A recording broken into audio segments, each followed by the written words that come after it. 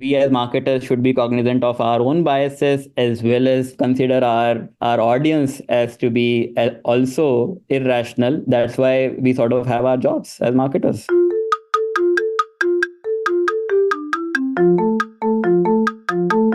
Hello and welcome to the Shiny New Object podcast. My name is Tom Ollerton. I'm the founder of Automated Creative, the creative effectiveness ad tech platform. And this is a podcast about the future of data-driven marketing. Every week or so, I get the pleasure and the privilege to meet one of our industry's leaders from all around the world, from lots of different backgrounds, to get a truly unique take on what makes data-driven marketing happen and what will happen in the future. And this week is no different. I'm on a call with Shafique Gajdhar, who is joining us from India, and his role is Director, Product and Solutions Marketing at Karix. So, Shafique, I tried my hardest with your name, so it would be really great if you could just introduce yourself to the audience and we can go from there. Right. Thanks, Tom, for having me on the podcast. So my name is Shafique Gajdhar. I lead product and solutions marketing for Karix. I'm operating from Mumbai office here back in India. And Shafique, can you give us a bit of an overview of your career to this point? How did you end up here? Yeah, so I'll give you a quick background about myself. So from an education perspective, I have completed my Bachelor of Engineering, and then I did an MBA in marketing and landed up with a sales job just out of college. And mind you, this was a field sales job when I was basically responsible for getting sales for installed sound division for Bose Corporation, the speaker company, basically. I did that for about a year and did not really enjoy it at the time, and got an opportunity to interview at this SaaS company. At the time, I did not know anything about SaaS or content marketing for that matter. What I had was a flair for writing. And since this was a startup and they were hiring for their second marketing person, I got the role and learned everything about content marketing, SaaS in general, on the job.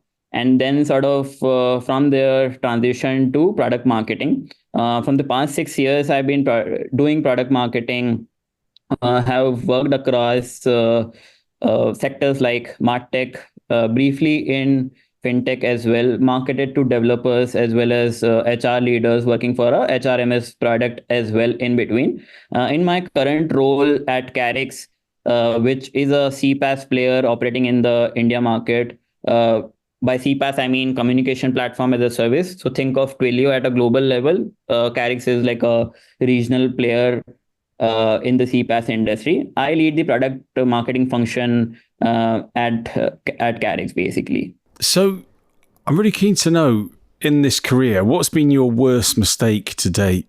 What was that facepalm moment where you just thought, oh, I wish the world would swallow me up? But actually, in retrospect, you're glad that it happened. Yeah, I think I can recall one such career-defining moments wherein I was very early in my career, probably I think it was with like a three-year experience very early on, wherein I was just learning the ropes of the game, right? I sent out an email to about 20,000 subscribers with a glaring typo in the cover image itself. And the cover image was basically a creative on one side, and there was a title on the other side of the image, right? And the title contained 4 words in it, and one of the words had a typo in it. So the moment I basically triggered the email out, we received the responses from the audience, the target audience of the email, saying that there is a typo. And within half an hour, the founder of the company, basically at that time, who I was reporting into, also pointed the same thing out. And being in very early in my career, I basically was very tensed and anxious about what will happen next, right? So sort of the very next morning, I was asked to do an RCA. And during the RCA, I was able to say that, okay, my brief to the designer was right, but the designer made like a copy paste error, and probably, during that time, that error came on the image. And I basically prepared that RCA document, with all the things mentioned, took it to my founder and explained to him why this has happened. Although I was humbled after that, and the reason was that, however it was somebody else's mistake, it was my responsibility. So that one event made me realize the distinction between mistakes and responsibility, and how often it may not be your mistake, but it is still your responsibility. Because I was the one taking care of the entire campaign. I should have been watchful of the errors or things like typos, and be responsible from an end-to-end execution perspective. And in life also, this I've seen generally applicable, right? Once you mature enough, you try and see similar things play out elsewhere as well. Like your kid breaking your neighbor's window, right, is not your mistake, but it is your responsibility as a parent. So yeah, ever since then, I have sort of, taken more ownership and ownership of outcomes.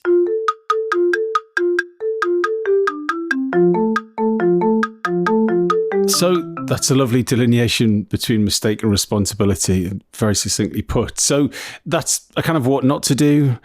What advice do you have to data-driven marketers to become better at what they do? Yeah, so from a data-driven marketing perspective, right?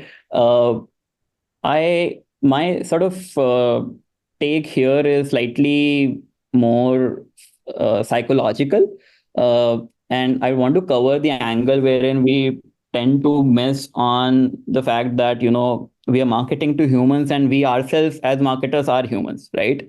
So we as humans are not the epitome of rationality that we think ourselves to be.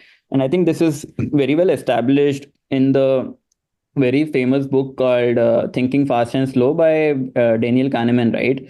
Even in the presence of data, presence of evidence, we humans choose to act in irrational ways. So according to me, there are two very clear applications for marketers, right? One, the audience you are marketing to is not rational, and that's why poor products with great marketing sell, right? And the second of all is you as a marketer look at data with your own bias in deciding whether to pause a campaign or not. If you get data that conflicts with your expectations or your own bias, you let the campaign run for some time just to see how it pans out. So understanding your own bias as well makes a lot of difference. So my advice is basically, on the side wherein we think of ourselves as rational beings, wherein there is enough evidence that we are not, and we as marketers should be cognizant of our own biases, as well as consider uh, our our audience as to be also irrational, and that's why we sort of have our jobs as marketers. So you've chosen your shiny new object to be marketing-led growth. So I think I know what you mean by marketing-led growth, but what can you give us your version of what marketing-led growth is and why you've decided that it's your shiny new object? Yeah, so while I was thinking about this, right, and I was essentially thinking about how this entire phenomena of product-led growth and sales-led growth and marketing-led growth has been taking shape over the last few quarters, wherein there has been a lot of talks around companies that are self-serve in nature and use their product to market their product, also to get, like, those growth loops going, which are basically stemming from the existing set of customers that you have, and those existing set of customers bring in more and more new customers, and that is like a self-serve growth loop that runs for the business, right? So from a PLG angle, there have been a lot of talks around it, and now it sort of has subdued over the course of the last few quarters, as far as I see it. And maybe that is just me, but that's how I see it, right? So my shiny new object in data-driven marketing is the belief that SaaS is gearing up for marketing-led growth, where marketing will be a key differentiator for software products. And to to explain to you why do I think marketing-led growth will be a differentiator for software products is uh, three things, right? There is features that are getting copied from one competitor to another. So let's say if you are a software product and your competitor has got a new feature, you can ape that feature in a quarter's time or a couple of quarters time, right? So feature differentiators don't really last as long as you would want them to last. Uh, Categories in themselves are oversaturated at this point. Products are available for different price points, for different use cases, for different industries. Think of a CRM, right? So there is a Salesforce that's like a market giant of sorts, but CRM as a category has products for at different price points, different industries. You will find a CRM for SMBs. You will find a CRM for, let's say, banks. And so on and so forth, right? So from point solutions to full-fledged suites, you will find the categories that are most categories are oversaturated. And marketing, I think, has already become a differentiator and will become more crucial in times to come because of product differentiators not working, and as well as categories becoming oversaturated over a period of time.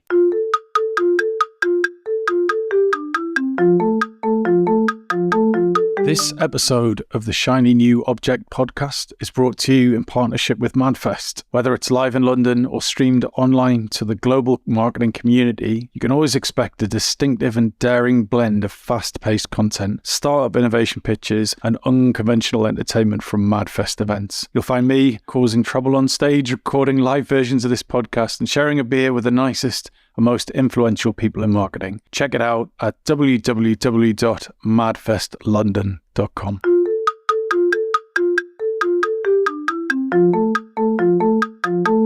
So, can you go into a little bit more detail about that view? So, I think it's interesting that if everyone apes each other's features, then you've got sectors where you've got suppliers and they're all the same. There's just a different price point.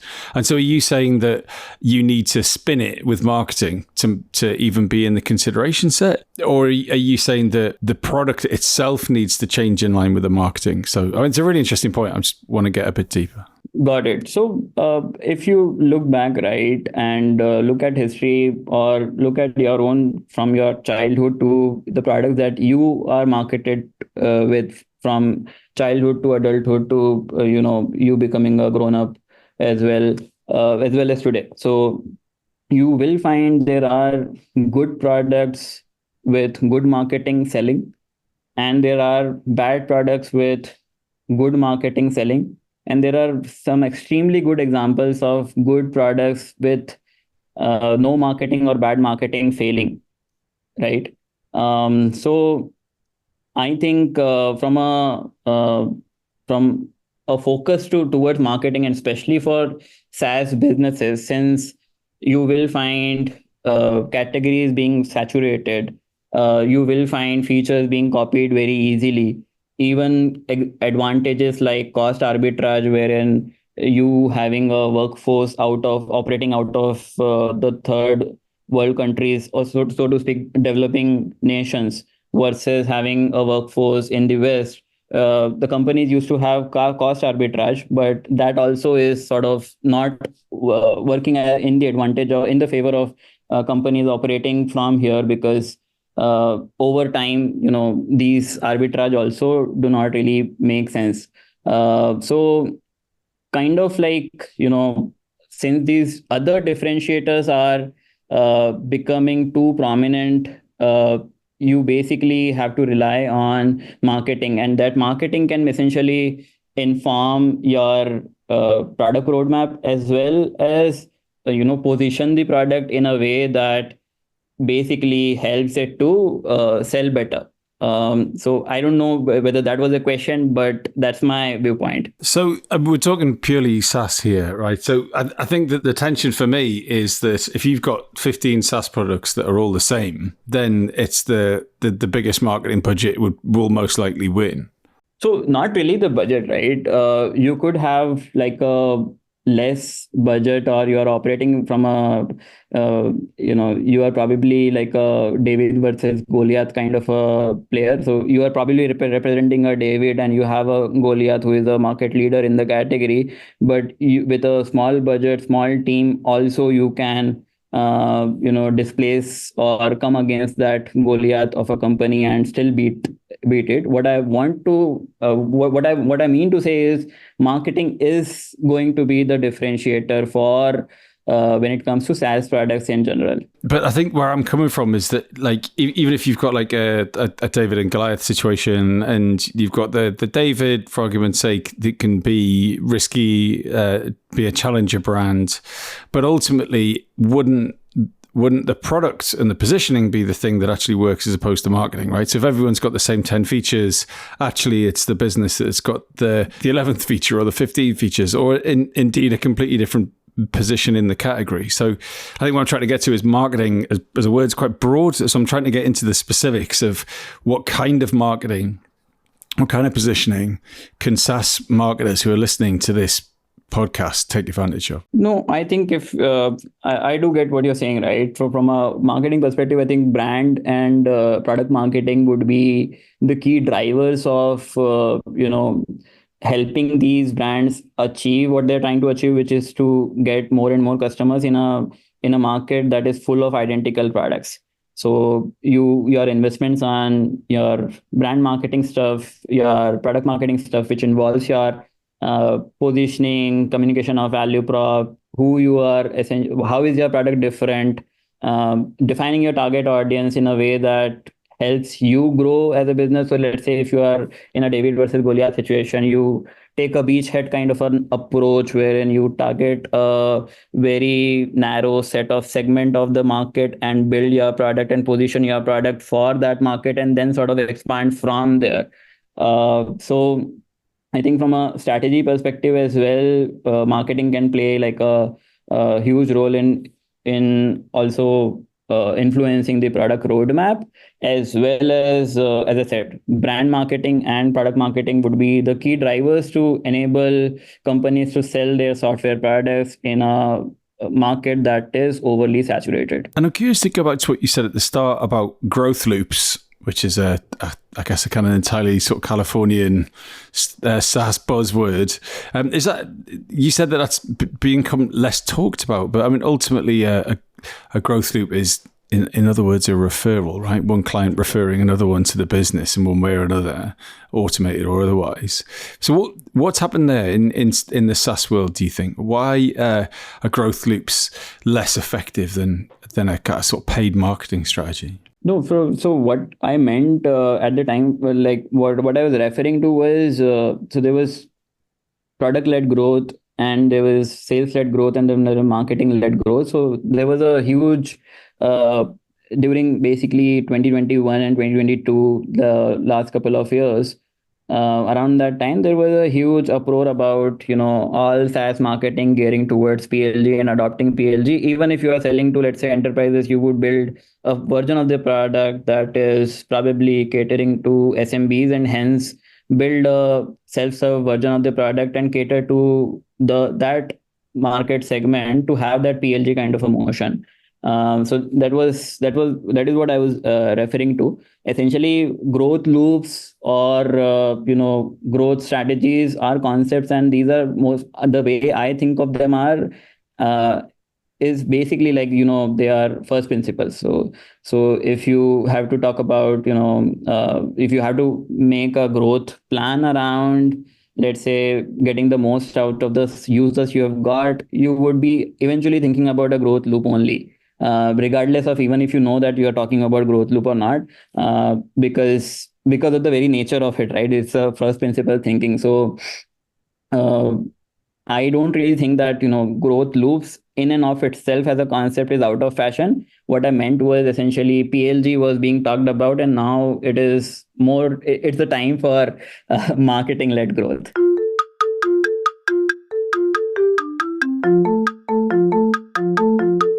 So unfortunately, Shafique, we are out of time. So if someone wants to get in touch with you, where's the best place to do it, and what makes an outreach that you will respond to? Yeah, so I think if at all you want, anybody listening to the podcast wants to reach out to me, the best place is to find me on LinkedIn. Since I come from the subcontinent, my name, first name and last name are unique. So chances are, if you search for my name on LinkedIn, you will land on my profile, and send a connection request or an email. I'd be happy to respond to people. I'm quite active on LinkedIn. From an outreach perspective, I think what strikes me, what I can think of, what works right from an outreach perspective is something which is contextual, succinct, and to the point with a clear call to action, sort of works for me. And that's my advice to anybody who is trying to reach out to a LinkedIn connect, or doing like a cold reach out for help with respect to referrals, with respect to getting a booking for meeting done for a demo of the software, and so on and so forth. One of the most impressive outreach that I distinctly remember is from Matthew Roberts. He did it like 5 years back. I don't know why I remember this, but he was working at Chili Piper, and I think the reason why I remember this is because I'm connected with him on LinkedIn, and I've seen him grow as an SDR as well in the last 5 years. Right now, I think he is heading a team of SDRs. I don't remember the name of the company. But Matthew basically reached out to me with a message that talked about inbound leads, initiating a live call or book a meeting direct from the web, with a form that was basically going to the right rep, allowing for more inbound conversions and meeting completion rates and stuff. And at the time, I was working at this company called CleverTap, and I was sort of intrigued by this, and we had the same kind of a problem wherein the website was the source of leads for reps spread across geography. So we integrated HubSpot forms, but there had to be some manual intervention there to be assigning these leads to people. So the outreach was essentially contextual. It was to the point, and it ended with something like, okay, can we find time to speak about this next week? And I happened to take the demo next week. And although we did not buy the software then, but I did recommend the software to other people, other companies that I worked at later. Well, look, thanks again for all of your insight, and it's been a great podcast. Thanks, Shafique. Thanks, Tom, for having me.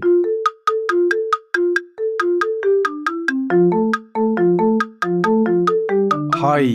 Just before you go, I'd really appreciate it if you could take the time to write a review of the shiny new Object podcast on Apple Podcasts or iTunes, whatever it's called these days, or whichever podcast provider you use. We're an indie podcast, so it would go a long way for us if you could just share the word and give us a bit of a support on those channels. That'd just be fantastic. If you haven't got time, that's also cool. And yeah, if you could tell your colleagues about the podcast, and also, if possible, don't forget to subscribe. And I'd love to hear your feedback. If you'd like to speak on the podcast or be a guest, or you think I'm asking the wrong questions, anything, I'd be super interested to hear what you think. So please email me at tom@automatedcreative.net. That's TOM at, I'm not going to bother spelling it. Anyway, you'll work it out. Thanks so much.